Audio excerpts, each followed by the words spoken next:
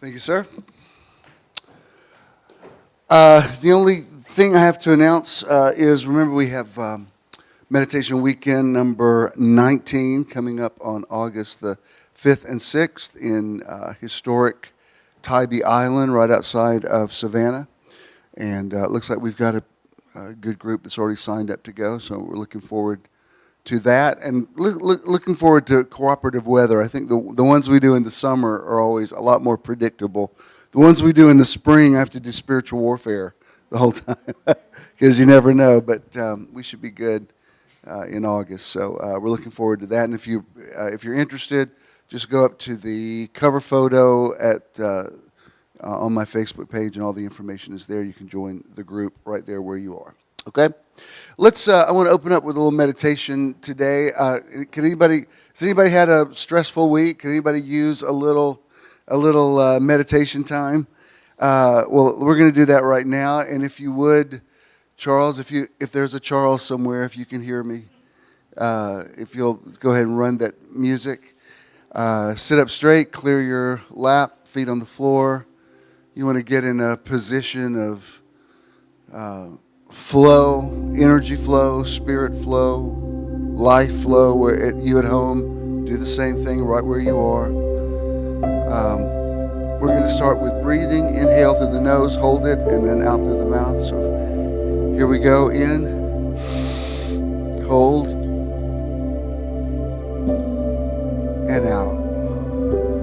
Give me just a little more volume on the music. Inhale. Exhale. In.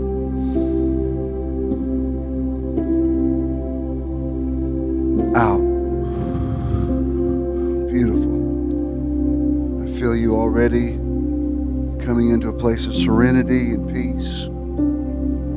You're always in the presence of God, but many times it takes just becoming quiet before you become really aware and cognizant of the fact that you are ever in the presence of God. David said, "Where can I go from your presence?" Inhale. Exhale. And as you continue just to be consistent in your breathing, I want you to think of those things that are true and honest and just and pure and lovely and of a good report. If there's any virtue, if there's any praise, think on these things. Think on what's positive. Focus on light and spirit and love and goodness and healing and health and the tree of life, abundance. Inhale.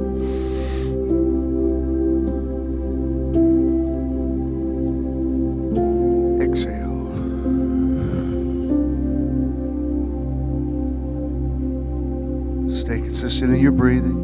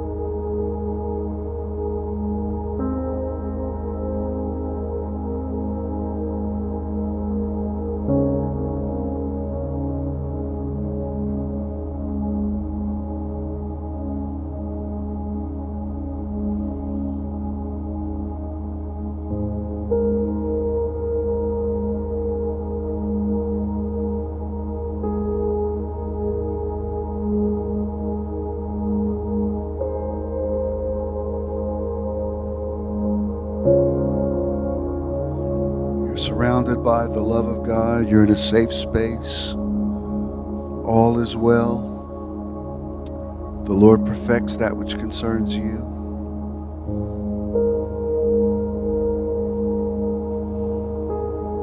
Be at peace.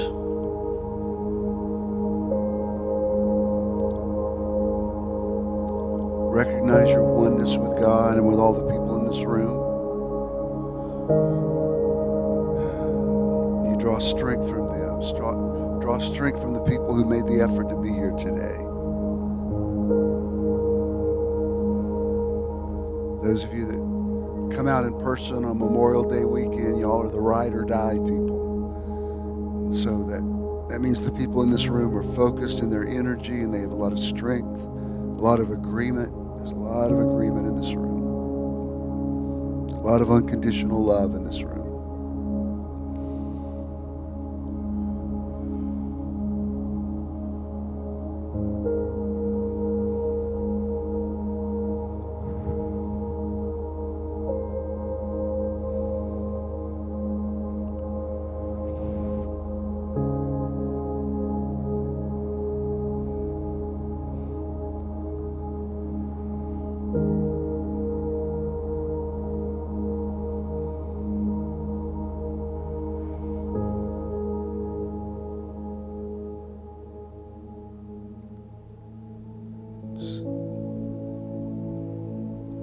We're going to breathe out of it in about 3 good breaths. Give me one more inhale. Exhale. In.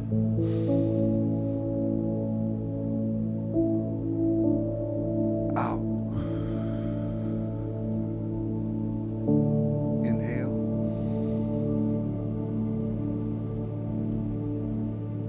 Exhale. Good. That was good. Amen. The more you do this, the easier it is to get to where you need to be. So I needed that. I'm sure you did too. Again, thank you for being here on this beautiful Memorial Day weekend. Those of you that are just logging on, we've already done a moment of silence to honor the fallen heroes who protect our freedom. So it's all good. We ready for the podcast, Charles? Sure, why not? As long as we're here. As I noticed that it's 11:11. All right, welcome to Metron Live podcast, coming to you from beautiful historic Kirkwood neighborhood, Midtown adjacent. Metron people, would you please welcome the podcast people? We're finishing up our series today. I've enjoyed this series, and I'm ready to end it because I don't know if you've ever taught series before, but you have to walk out everything that you teach. And I've done. I mean, if I had a Sunday school teacher to give me some gold stars, I would have. Let's just say in the last month, I've had plenty of opportunities to practice what I preach, and I've done it. There was a time I would have failed miserably, and this one I thought, no, I remember what I'm teaching, and it's all good. The title of the series is "As He Is, So Are We in This World." Of course, we're using that from 1 John chapter 3, one of my favorite verses. And the rest of the title is "Healing the Planet Through Inclusion, Empathy, and Prophetic Insight." And let me say this about inclusion. Today is Pentecost Sunday. And I posted a thing day before yesterday that I started church in the now 38 years ago on May 26th, which was on Pentecost Sunday. It comes at a different, it's based on 50 days after Passover, so it's a different day every year. But somewhere, usually end of May. And the reason I wanted to bring that up with inclusion is Pentecost is as much about diversity and universalism as it is about the Holy Spirit. You can't have one without the other, because Jesus said,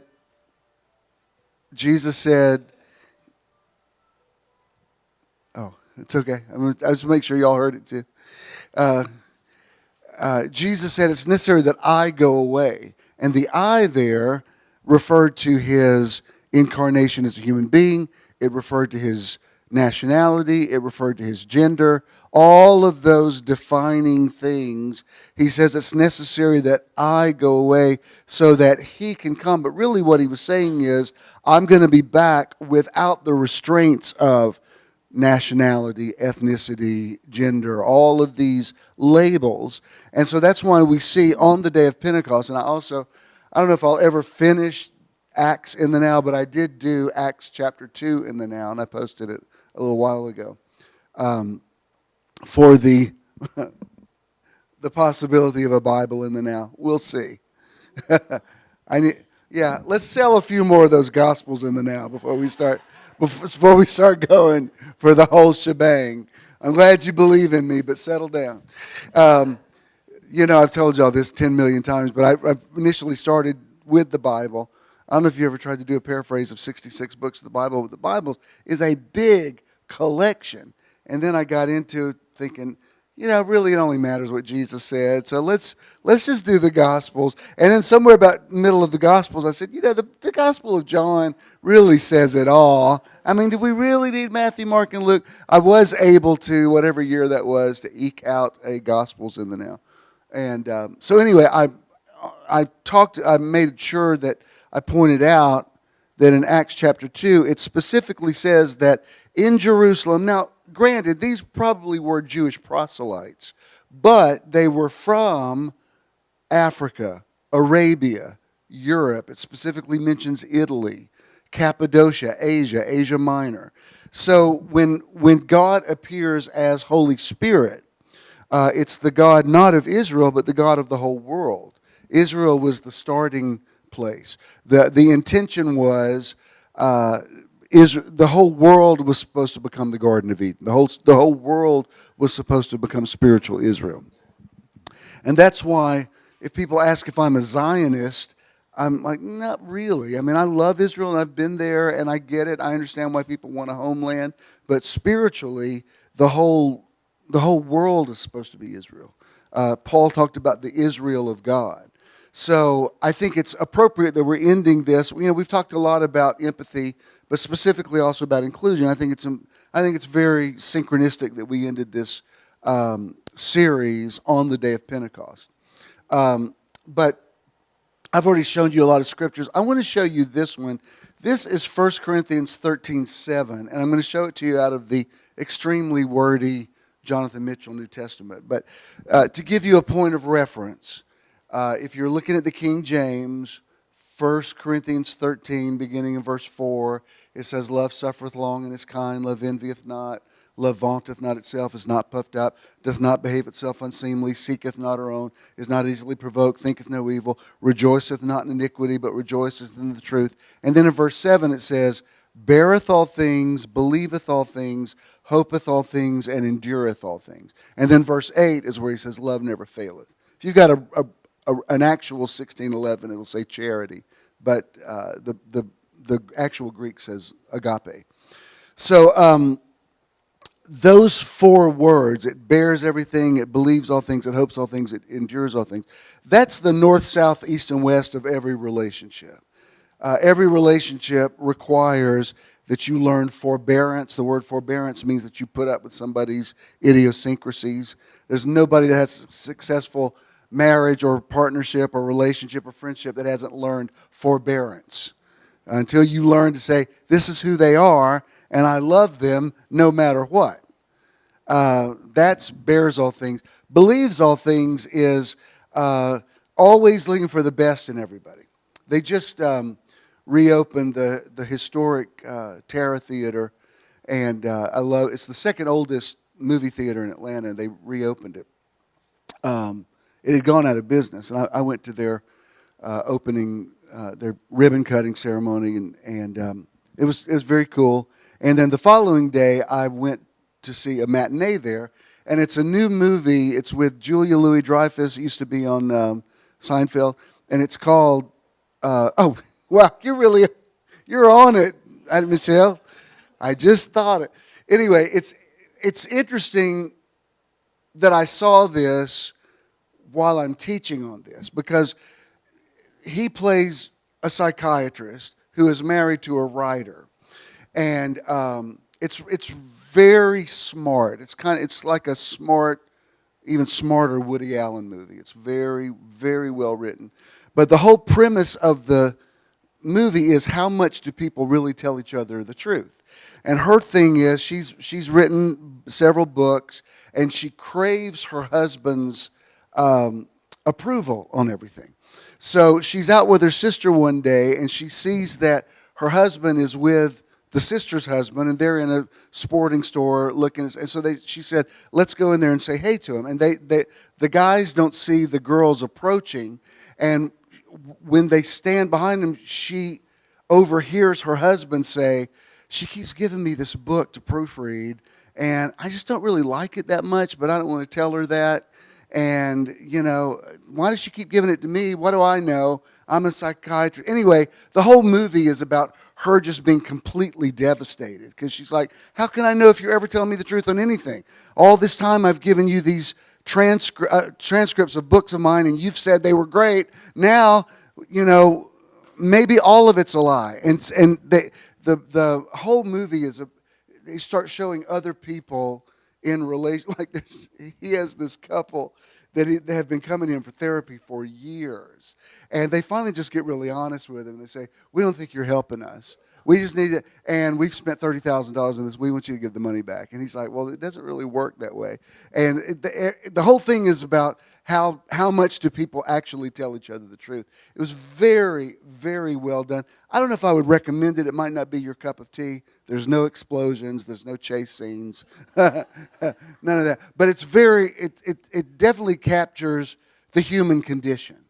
And what's that got to do with bears all things, believes all things? Well, in the course of their conversation, the two of them have a son who, he's like 20-something, and his girlfriend breaks up with him, so he comes home to stay for a few days because he's kind of devastated.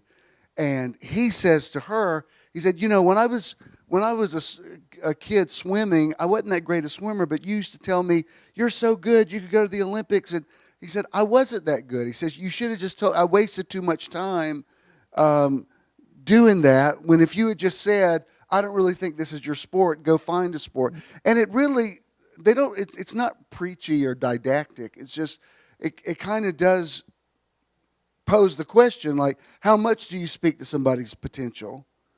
Like with your kids, if you say, you can do anything, well, that might not totally be true. I don't know, I think I could do anything. I don't think I could have been the quarterback for the Patriots. You know what I mean? It's like there has to be some. There's some guy who got in big trouble a few days ago because he was in an interview and they were talking about Michael Jordan being the greatest, and he said, "Well, he is 6'6", so I mean, it's like it, of course." But I mean, Michael's fans are going. He said, "No, I'm not saying." He said, "There's other people who are 6'6" who can't play it. Like he couldn't get himself out of that hole." And I thought, you can't. I understand what you're saying, but there have been short people who have played basketball really well. So it's not, and there's tall people who have no, talent at all. So don't try to define what gave somebody a leg up. Which brings me to bears all things, believes all things. Believe. What is the right thing? Do you say to somebody, wow, I love this book that you wrote. It's awesome, but really inside you're thinking, I don't know if it's all that. But is that calling those things which are not as though they are and speaking to their potential? Which is part of the reason why I use the phrase healing the planet through inclusion, empathy, and prophetic insight. Because there is a degree of the prophetic that you speak to. I called Howie this week. I was talking to him. I said, man, because he taught in the Florida school system for 30 years. I said, aren't you glad you're not teaching in Florida right now? I mean, because every book they've banned in Florida are the books that he used to teach. And he used to take his class to Auschwitz, and and now all of all of this stuff has come under the umbrella of critical race theory. And he said, I don't know what I would possibly do if that were the case. He said it was hard enough when I left. Now it would just be absolutely impossible. And the reason I'm bringing that up is, for years we would go spend time with Howie, and he would just gripe about how much he doesn't like the way they've changed teaching. And he said, all the things I signed up for, they don't do that anymore. And I've got these kids I was teaching before they were born, and they're assigned to, critique my, style, whatever. And I said, why don't you retire? And he said, well, I guess I could. I said, why don't you retire and start another life? Go have a travel blog or something. You like to travel. So every time I see him on a cruise with his blog, I think, you're welcome. But I didn't say, why don't you try out for, a Broadway show? I used to think, I know y'all cannot believe this, but back in the day, I used to think, if I had gone to the ministry, I could have been on Broadway. I could have. And I remember the first time I went to a Broadway show and really saw what those people do, and I'm thinking, they do this 8 times a week? And I'm not saying I don't have a nice voice, but I thought, nah, I couldn't do that. Now, I don't think they could get on stage and interpret a message in tongues and, do some of the stuff that I take for granted. But, yeah, I get it. Y'all, yeah. That's why this ticket costs so much. I understand. Because, no, I'm not that. Not 8 times a week. And so I, spoke to his potential. Even, y'all know my cousins, Dana and Hannah. I'm not saying I'm the source of all things, but in these 2 cases, I might have played a little hand in something. Years ago, Dana and Hannah had us over for dinner, and this is back when the cathedral was really big, and Dana used to be over all of their, functions and events. And I said, why don't y'all should have a catering company. I mean, y'all are so good at this. You really know how to put stuff together, and you know how to do big events. And according to, I'm not putting words in their mouth, according to them, when I said that, they decided to start a catering company. And all these years, that's what they've done. Now, again, I didn't say, why don't y'all go to Malibu and become surfers? I did. The prophecy has to come kind of in your lane a little bit. A prophecy has to, on some level, kind of, come on in, kind of confirm, what you sort of have already been thinking. So love believes, bears all things, believes all things, hopes all things, and endures all things. Now, I want to show you this in the JMNT. I love the way he interprets this. Here he says, love continuously covers all mankind. It is habitually loyal to all humanity.